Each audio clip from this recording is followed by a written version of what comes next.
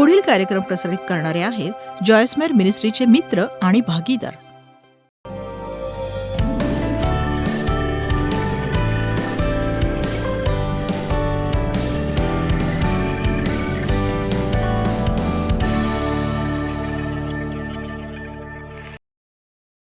पित्या, आम्ही खरंच आभारी आहोत तुझ्या वचनाबद्दल, कारण तुझ्या वचनात प्रत्येक समस्येचं उत्तर आहे, मग ती समस्या कुठलीही असेना.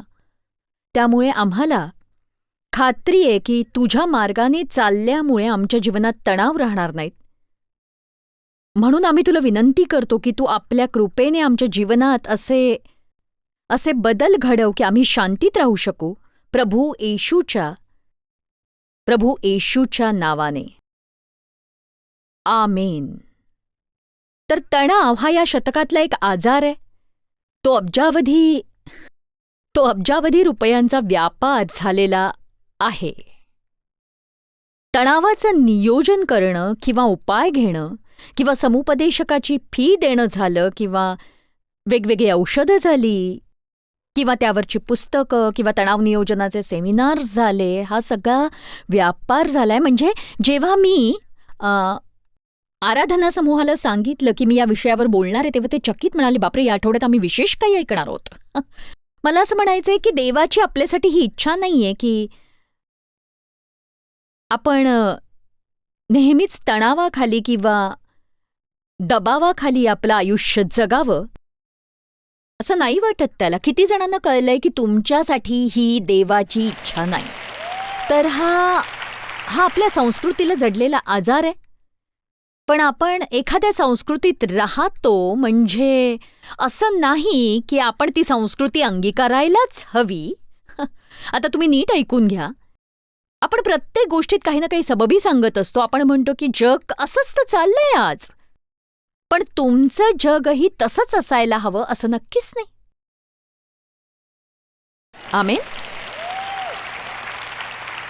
अगदी खरं आहे. आणि मी तर म्हणेन की आज ज्या प्रकारे या जगाची अवस्था झाली आहे तशीच अवस्था तुमच्या जगाचीही व्हायला हवी असं नक्कीच गरजेचं नाहीये. आणि जर तुम्हाला वाटत असेल तुमच्या जीवनात काहीतरी बदल हवा, तर तो बदल घडवून आणण्याची जबाबदारी फक्त तुमची आहे. मला असं नाही म्हणायचं सगळं देवाशिवाय शक्य आहे. परिस्थिती कुठली असली तरी आपण सगळ्यात आधी देवाकडेच जातो. पण बघा, आपल्याला देवाचं कार्य आणि आपली जबाबदारी यामधला फरक नक्कीच समजत नाही. बघा, आपण प्रत्येक गोष्टीत देवाची मदत घ्यायला हवी, पण पुष्कळदा लोकांना वाटतं की प्रार्थना करायची आणि देवाला सगळं काही सांगायचं आणि स्वतः मात्र फक्त हातावर हात ठेवून बसायचं, नाहीतर स्वतःच्या मनाने काहीतरी करायचं आणि गुंता वाढवायचा खूप. आणि मग ती गुंतागुंत वाढली की देवालाच सांगायचं की आता तूच माझ्या जीवनातला हा गुंता सोडव रे बाबा. आता याला काही अर्थ आहे का? आणि जेव्हा तुम्ही प्रार्थना करता तेव्हा तुम्ही तुमचे कान हे उघडे ठेवायला हवेत तुमच्या समस्येचं मूळ जाणून घेण्यासाठी. पण बऱ्याचदा आपण काहीच करू शकत नाही. आणि बघा, अशी जर आपली अवस्था असेल ना, तर देव हस्तक्षेप करून सगळं काही करतोच करतो. पण खरं तर कित्येकदा आपल्या समस्येचं मूळ आपल्यामधल्या अज्ञानात असतं आणि बायबलमध्ये त्याला अज्ञान असं म्हटलं गेलंय. आपण ज्ञानाने चालत नाही. बऱ्याच गोष्टी आपण ज्या संस्कृतीत जगतो त्यानुसार करतो. एखादी गोष्ट लोक करतात म्हणून आपणही ती करत राहतो. परंतु आपल्याला दरवेळी वचनाकडेच वळायला हवं, देवाच्या वचनाकडेच वळा, कारण ते ज्ञानाचं भांडार आहे. देवाच्या वचनाकडेच वळा आणि एक दृढनिश्चय करा की मी जगात जे काही चाललंय त्यानुसार जगणार नाही. पण हा निर्णय आपण पवित्र आत्म्याच्या नेतृत्वाखालीच घ्यायला हवा. बघा, किती जणांना वाटतं पवित्र आत्म्याने चाललं तरच आपलं जीवन सुखाचं आणि शांतीचं असेल. सांगा. ठीक आहे. तर मला तुम्हाला हे सांगायचंय की माझ्याकडे कोणती जादूची छडी नाही जी तुमच्यावर फिरवून मी तुमचा सगळा तणाव दूर करेन. आणि सत्य हे की जगात कुणाहीकडे ती नाहीये. मला प्रामाणिकपणे वाटतं की लोक जेव्हा तणाव नियोजनाच्या वर्गाला जातात तेव्हा ते हा विचार मनात बाळगून जात नाहीत की बदल घडवून आणण्यास मी तयार आहे, आणि ते असं म्हणतात की माझी समस्या इतर कोणीतरी सोडवावी. जणू काही ती दुसऱ्या कुणाचीच जबाबदारी आहे. इथे क्षणभर थांबून आपण विचार करायला हवा, नाही तर सगळं वाया जाईल खरंच. मी तुमची समस्या सोडवू शकत नाही, आणि जर देव तुम्हाला एखादी गोष्ट करायला सांगतो आणि ती तुम्ही केली नाही तर देवालाही ते शक्य होणार नाही, नक्कीच नाही. ही गोष्ट नीट समजून घ्या, कारण मला पूर्ण खात्री पटलीये प्रार्थना म्हणजे असं काही नाहीये की देव सगळं काही नीट करील. मला वाटतं बऱ्याचदा आपल्या जीवनात अशा बऱ्याच गोष्टी घडतात. कदाचित बरेच लोक देवाने सांगितलेल्या गोष्टी करतही असतील आणि देव त्यांचं काम करील, पण प्रार्थना म्हणजे फक्त देवाच्या मागे बडबड करणं नाही. प्रार्थना म्हणजे देवाचं ऐकणंही आहे.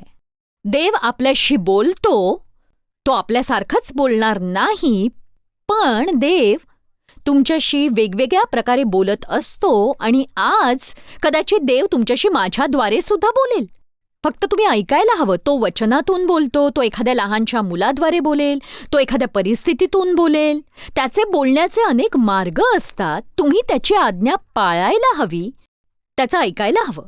इथे जितके लोक उपस्थित आहेत किंवा जे टीव्हीवरून हा कार्यक्रम पाहतायत, त्यांना मी सांगू इच्छिते की तुमच्या जीवनातला तणाव दूर करण्यासाठी कुठलीच जादूची कांडी उपलब्ध नाहीये.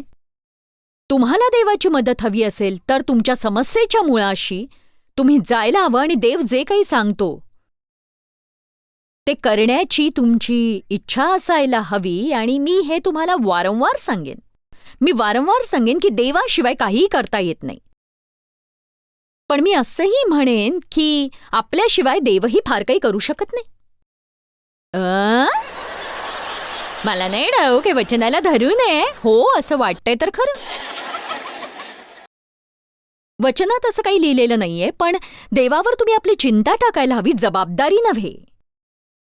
देव लोकांच्या द्वारे कार्य करत असतो, आणि मी प्रार्थना करून देवाला काय हवं ते जाणून घेते, किंवा त्याने जर मला काहीच सांगितलं नाही तर त्यानेच ते करावं अशी मी इच्छा धरते. पण आपण हे समजून घ्यावं की प्रार्थना म्हणजे देवानेच सगळं काही करावं अशी इच्छा धरणं नव्हे, तर त्याची इच्छा पूर्ण करणं आहे, हे लक्षात घ्या.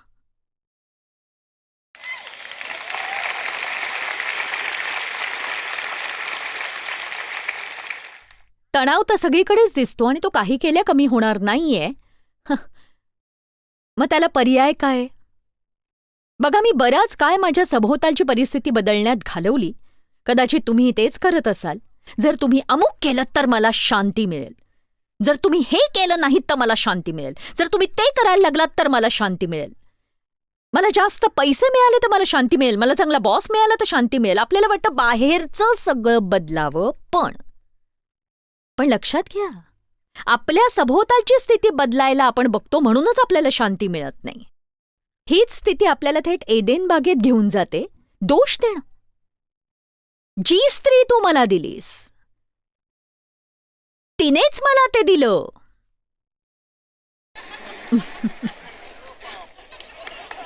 ऐकलत का? मला वाटतं पुरुषाने स्त्रीचं मस्तक असायला हवं.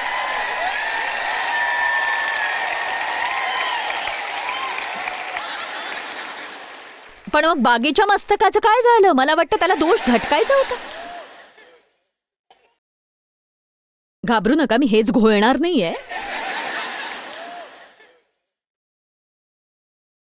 पण जोवर आपण परिस्थितीवर मात करत नाही, म्हणजे मला थोडी शांती हवी आहे, तू माझी शांती चोरलीयस.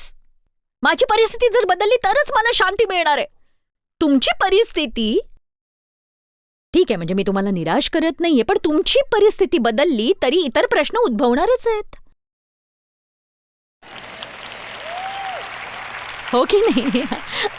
बघा, सध्या असलेले प्रश्न कदाचित मिटतील, पण नवीन प्रश्न उद्भवतीलच. आपण हे शिकायला हवं की आपण या जगात असूनही या जगाचे नसू. बघा, तणाव आपल्या सभोवती आहे, तो कमी होण्याची शक्यता नाहीये, तर मग आपण काय करायला हवं? बघा, आता आपल्या पुढे फक्त 2च पर्याय आहेत, लक्षात घ्या. पूर्ण उद्ध्वस्त होईपर्यंत तणावाने ग्रासलेले रहा, हा एक पर्याय आहे. आणि पुष्कळ जण हाच पर्याय निवडतात, पण त्याच्या आहारी न जाता आपल्या सभोवताली जे आहे ते आपल्यामध्ये असणार नाही याची काळजी घ्यावी. जे आपल्या सभोवताली आहे ते आपल्यामध्ये असता कामा नये. आमीन. शांतीची व्याख्या एक शांत हृदय, आणि खरंच मला हे आवडतं, एक शांत हृदय. प्रभू येशू तणावाने वेढलेला होता आणि कुटुंबाने, मित्रांनी त्याचा त्याग केला होता. आज अनेक जण अशा परिस्थितीत असतील कदाचित, आणि ते तणावाच्या आहारी गेले असतील. तुमच्यापैकी बऱ्याच जणांवर नको नको ते आरोप केले जात असतील, किंवा तुम्हाला दुष्ट कारस्थानी म्हटलं जात असेल ज्यात काहीही तथ्य नसेल. खोटे आरोप फारच तणाव निर्माण करतात, आणि आपण प्रत्येकाचाच गैरसमज दूर करू इच्छित असतो. पण एक सांगू का, की येशूने कधीच अशी धडपड केली नाही. त्याच्या शिष्यांना सारखं सुधारावं लागायचं. जगभरात सुवार्ता घेऊन जाण्यासाठी तो त्यांना घडवत होता, कारण त्याच्याकडे वेळ फारच कमी होता. आणि आपल्या सभोवतालचे लोक जेव्हा जे नको ते करत असतात तेव्हा त्याचा आपल्यावर ताण पडतो फार. प्रत्येक वेळी एकच गोष्ट मला तुला वारंवार सांगावी लागते, आणि तरीही तू त्याच्या उलटच वागतोयस, करतोयस. बघा, प्रभू येशूच्या मागे असंख्य लोक जायचे, आणि त्या सगळ्यांना हवे होते चमत्कार, आरोग्य, कुठली ना कुठली मदत. मी नेहमीच म्हणते की माझ्याकडे येणाऱ्यांना ना काहीतरी हवंच असतं. खास करून आयांना असंच वाटतं की नवऱ्याला काहीतरी हवं असतं, मुलांना काहीतरी हवं असतं, आणि तुमचे आईवडीलही खूप अपेक्षेने तुम्हाला बोलवतात. मग सासूबाईंच्या काही वेगळ्याच अपेक्षा असतात. जणू काही प्रत्येकाला माझा एक तुकडा हवा असतो, पण आता माझ्यात काही शिल्लकच राहिलं नाही. किती जणांची अशी भावना. येशूकडे पहा, तो लोकांसाठी आला होता, तरी त्याने मर्यादा आखल्या. त्याविषयी आपण उद्या सविस्तर बोलणारच आहोत. बोलूया उद्या. बघा, तुमच्या शेजारच्याचा कुत्रा तुमचं अंगण खराब करत असेल तर तुम्ही कुंपण घातलेलं बरं, नाही का?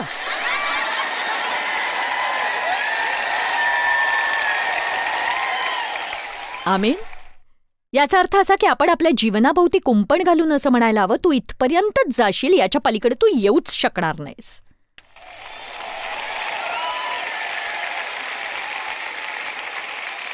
प्रभूच्या एका शिष्याने चांदीच्या 30 नाण्यांसाठी त्याचा विश्वासघात केला.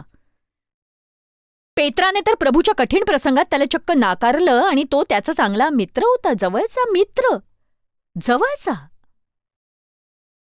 म्हणजे जणू काही प्रभू येशू ख्रिस्त मानसिक आणि भावनिक दृष्टीने वधस्तंभावरच्या त्या भयंकर यातना आधीच जगत होता असं म्हणूया आपण. वाह, त्याचा तणावयुक्त दिवस बघा जरा. आणि अशा स्थितीतही तो आपल्याला योहान अध्याय 14 वचन 27 हे वचन देतो. मी तुम्हा शांती देऊन ठेवितो, मी आपली शांती तुम्हास देतो, आणि जसे जग देते तसे मी तुम्हास देत नाही. तुमचे अंतःकरण अस्वस्थ अथवा भयभीत होऊ नये. विस्तारित बायबल असं म्हणतं, अस्वस्थ होणं तुम्ही थांबवा, आणि भित्रेपणाला, डळमळीत होण्याला किंवा लटपटण्याच्या स्वभावाला जवळ करू नका, नक्कीच नका. बघा, हे लक्षात घ्या की प्रभू तुमच्या जीवनाची पायाभरणी भक्कम करतो. देवाला वाटतं आपण प्रार्थनेद्वारे त्याच्याकडे यावं, आणि तो आपल्याला मदत करायला तयार असतो. तो चमत्कृत्ये करणारा देव आहे. पण इथे एक गोष्ट स्पष्ट होते, खरं पाहिलं असता आपण शांती प्राप्त करण्यासाठी प्रार्थना करायची गरज नाही, कारण आपल्याला आधीच शांती देण्यात आली आहे. त्याने असं नाही म्हटलं का? मी आपली शांती तुम्हास देतो. तुम्ही नवीन जन्म पावलेले असाल तर शांतीचा राजकुमार तुमच्यात राहत आहे. बघा, शांती हृदयात हवी. जर तुम्ही पाण्यात उठणाऱ्या वादळाचा विचार केला तर तुम्हाला आढळून येईल की पाण्यावर लाटांवर लाटा येत राहतात, तरंग उठतात, आणि खूप खळबळ माजलेली असते. पण खोल पाण्यात शांत असतं, अगदी शांत. म्हणूनच शांतीला शांत हृदयाची उपमा दिली आहे. आपल्या अवतीभोवती अनेक प्रकारची वादळं असतातच, पण जर आपण देवाच्या सहवासात असलो, त्याच्यावर अवलंबून असलो, तर त्याची शांती आपल्याला अनुभवता येते. त्यासाठी परिस्थितीवर प्रेम करायची गरज नाही किंवा त्याखाली दबून जाण्याची गरज नाही, कारण प्रभूची शांती कुठल्याही स्थितीत अनुभवता येते. प्रभूची शांती ही आपल्याकडे सतत उपलब्ध असते. म्हणजेच जग जी शांती आपल्याला देतं ती शांती परिस्थिती अनुकूल असतानाच कार्य करते. पण प्रभू येशू आपल्याला त्याहीपेक्षा उत्तम प्रकारची शांती देतो, आणि ती शांती अशा प्रकारची शांती आहे की तिला आपण कुठल्या प्रकारची उपमा द्यावी हेच मला कळत नाहीये, कारण ती कल्पनेपलीकडची शांती आहे. कदाचित ती शांती तुम्हाला कशी मिळाली ते कुणाला सांगता येणार नाही, आणि जरी तुम्ही ते कुणाला सांगितलं तरी त्यांना असं वाटेल की तुम्ही फारच आध्यात्मिक वगैरे असाल कदाचित. पण देवाबरोबरचं तुमचं नातं जर भक्कम असेल तर तुम्हाला त्याच्या शांतीचा अद्भुत असा अनुभव नक्कीच मिळेल, हे लक्षात घ्या तुम्ही. आणि म्हणूनच मी तुम्हाला सांगू इच्छिते की हा अनुभव तुम्हाला नेहमीच मिळायला हवा, वारंवार मिळायला हवा. आमेन. मी विचार करत होते लोकांना अशा शांतीचा अनुभव मिळावा म्हणून काही वर्षांपूर्वी आम्ही एक मोठं संमेलन भरवलं होतं, ज्याचं नाव होतं सखोल जीवन संमेलन. आणि मला वाटतं त्याची खरंच गरज आहे. लूक 5 मध्ये प्रभू येशू म्हणाला की खोल पाण्यात हाकार आणि तुम्ही आपली जाळी खाली सोडा. म्हणून आपल्याला गरज आहे ती हृदयाच्या खोलवर असलेल्या शांतीतून कार्य करण्याची, आपल्या आजूबाजूच्या परिस्थितीनुसार वागत राहण्याची नव्हे. नक्कीच नाही. पण मला ते ठाऊक नाही. तुम्ही सांगत राहा सिस्टर. प्रश्न असा आहे की तुम्ही शांतीला किती महत्त्व देता. जर तुम्ही आपलं मन या गोष्टीसाठी तयार केलं नाही की माझ्या जीवनासाठी शांती प्राप्त करणं हीच सर्वोत्तम गोष्ट आहे, तरच तुम्हाला त्याचा लाभ होईल. देवाची प्रीती निस्संशय सगळ्यात वरची आहे. देवाची कृपा अद्भुत आहे, अद्भुत आहे. पण देवाची शांती खरंच खूप महत्वाची आहे ती. आणि मी एक प्रश्न विचारते, बिछाण्यातून उठल्यानंतर अख्खा दिवस निराशेत घालवून तुम्हाला शेवटी काय मिळणार हे सांगाल मला?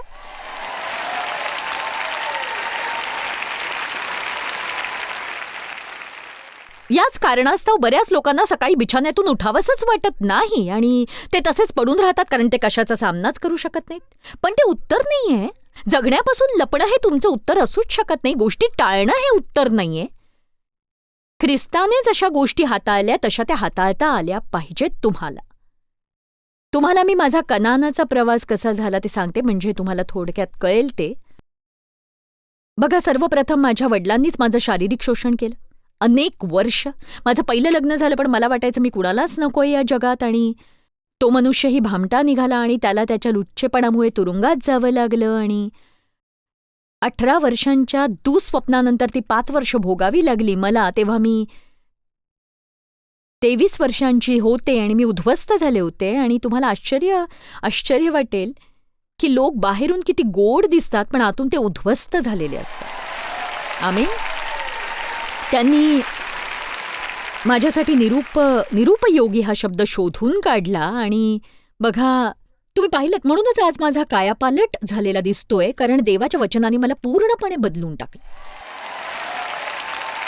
मी ते फक्त वाचत नाही, तर मी ते स्वीकारते, ते कसोशीने पाळते, आणि ते मी गेली 40 वर्ष करत आले. म्हणून मी सांगते, देवाचं वचन जे काही सांगतं ते तुम्ही जर अनुसराल तर तुमच्यात ते कार्य करील. मला ते जमणार नाही अशी पोकळ सबब सांगू नका, कारण देव आज्ञा देतो ती पाळण्याची क्षमताही तो देतच असतो, हे लक्षात घ्या. तर मी फार चिंताग्रस्त होते, भीतीने भरलेली होते, रागात होते, असुरक्षित होते, माझा सन्मान शोधू पाहत होते, मला स्वतःची घृणा वाटत होती, म्हणून मी माझ्या कामातून, कर्तृत्वातून माझा सन्मान शोधू पाहत होते, मरमर राबत होते. कुणाच्या जीवनात असं घडलंय का? सांगा मला. सांगा, कुणाला असा अनुभव आलाय का? बघा, माझ्या तणावामुळे मला शारीरिक समस्या होत्या. मी माझ्या सगळ्या नातेसंबंधांमध्ये समस्या निर्माण केल्या, कारण मी नेहमीच तणावाखाली असायचे. ज्या प्रकारच्या तणावाचा अनुभव मी घेतलाय त्या प्रकारचा तणाव तुम्ही अनुभवलाय का की त्याला अपवाद नाहीयेत? मी ख्रिस्ती होते आणि पूर्णवेळ सेवेत होते आणि तरीही माझ्या जीवनात हा सगळा गुंता होता. तारण पावणं अशा समस्या न येण्याची खात्री देत नाही. कसं असतं, फक्त आपल्या आत्म्याचं तारण होणं गरजेचं नाहीये. बघा, नवीन जन्मात आपल्या आत्म्याचं तारण होतं, पण आपल्या जीवाचं आणि आपल्या मनाचं, आपल्या इच्छेचं, भावनांचं तारण व्हायला हवं. त्यामुळे तुमचे विचार आणि तुमच्या प्रतिक्रिया सुद्धा बदलतात, तुमचे निर्णय बदलतात. म्हणून मला आवडतं याकोब अध्याय 1:21 ज्यात म्हटलंय, देवाचं वचन सौम्यतेने स्वीकारा, कारण ते तुमच्या जीवाचे तारण करण्यास समर्थ आहे. मला तुम्हाला सांगायचंय, आजचं वचन ऐकताना तुमच्या मनाचं नवीकरण होतंय. म्हणजेच इथे बसल्या बसल्या तुमचं मन आज बदलतंय. बऱ्याच गोष्टींविषयीची तुमची विचारसरणी आज इथे बदलणार आहे. आणि तुमची विचारसरणी बदलली की तुमच्या बोलण्याची पद्धतही बदलेल. आणि तुमची विचारसरणी आणि बोलणं बदललं की तुमची वृत्ती बदलेल. आणि वृत्ती बदलली की तुमचं वागणं बदलेल. आणि या बदलानंतर तुमच्यावर कुठल्याही नासक्या गोष्टींचं राज्य राहूच शकणार नाही.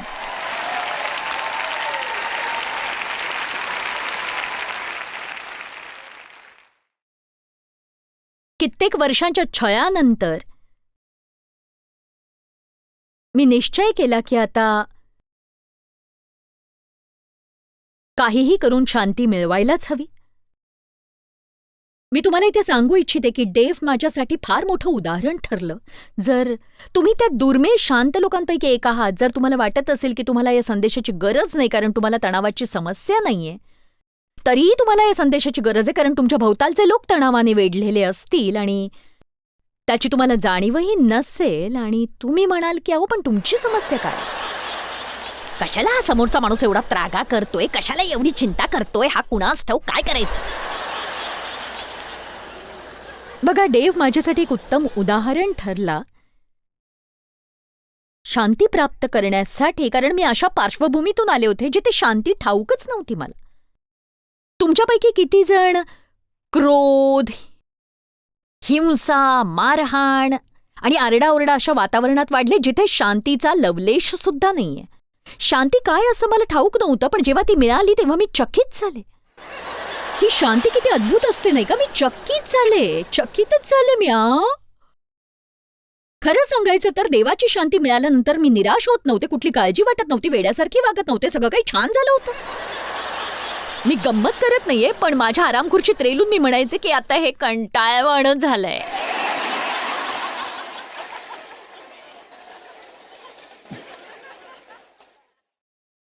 तर या संदेशातून खरोखर तुम्हाला काही हवं असेल तर ती देवाची शांती आहे. मी म्हटलं की जर देवला ती मिळू शकते तर मलाही पाहिजे. जर इतरांना ती मिळू शकते मलाही ती हवीच आहे. मग मी एक निर्णय घेतला आणि तो निर्णय म्हणजे कसंही करून तुम्हाला त्या मुद्द्यापर्यंत आणायचं जेणेकरून तुम्हीही तुमच्या जीवनात तो निर्णय घेऊ शकाल. नक्कीच. चला, आता काहीही झालं तरी हा निर्णय तुम्हाला तुमच्या जीवनासाठी घ्यावाच लागेल की काहीही झालं ना तरी मी आज शांती प्राप्त केल्याशिवाय राहणार नाही.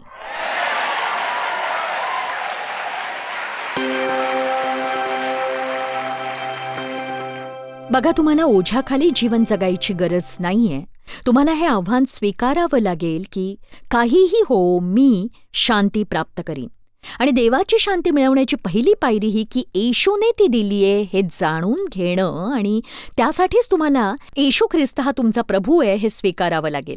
योहान अध्याय 14:27 मध्ये म्हटलंय, मी तुम्हा शांती देतो, मी आपली शांती तुम्हास देतो, तुम्ही शांतीत जगू शकता. जॉयस्मायर मिनिस्ट्रीज करता तुम्ही खूप मौल्यवान आहात. आम्हाला तुमचं कौतुक आहे आणि जगभरामध्ये हे सेवा कार्य शक्य करण्याकरता आम्ही आमच्या मित्रांचे आणि पार्टनर्सचे आभारी आहोत. आम्ही एकत्रितपणे भुकेल्यांना खाऊ घालतो, गरिबांना वस्त्र देतो आणि राष्ट्रांना सुवार्ता सांगतो. तुमच्या प्रार्थनेच्या विनंतीकरता आमच्याविषयी आणखी माहिती मिळवा. जॉयसच्या कॉन्फरन्सच्या तारखा पहा आणि ख्रिस्ताची प्रीती जगभरामध्ये पसरवण्याकरता आमचे सहभागी व्हा.